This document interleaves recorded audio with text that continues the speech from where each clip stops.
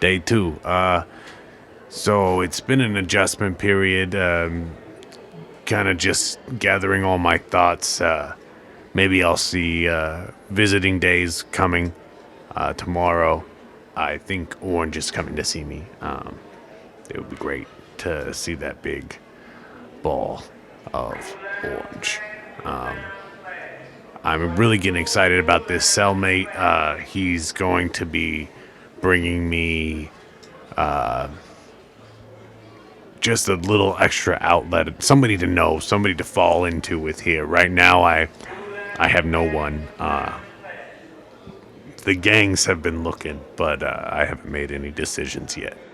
Why don't you tune in and you can hit the subscribe button, check out what I'm doing here at Cawshank County.